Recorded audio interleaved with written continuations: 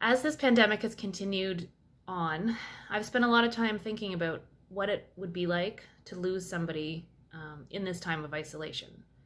And my heart really goes out to people who have lost loved ones in this time, because losing a loved one is immensely painful in the best of times. And in this period of isolation, I just think that it would be undescribably hard to be in isolation with your feelings and with your pain. So I'm hopeful that despite all of the isolation, we can continue to find ways to connect with one another. My kids have continued to do their grief counseling during the pandemic, and their therapists have done fantastic jobs at making the sessions interactive and keeping the kids engaged, even though they're online.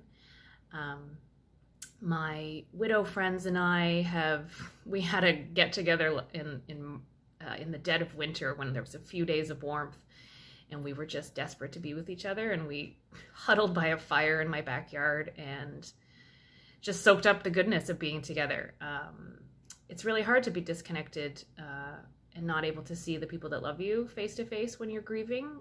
So I'm looking for ways constantly to maintain that connection, and giving myself self-compassion as I go through this pandemic, because it is triggering for me. Even though my husband died a significant amount of years ago, 5 years ago, there are still things that trigger me, and this pandemic has brought up a lot of grief.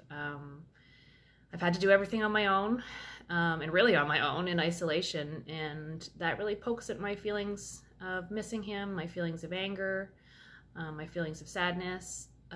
So I continue, as my grief counselor says, I continue to turn up the dial on my self-compassion for myself, and I have hard days in this pandemic, but that's okay. This situation is anything but normal.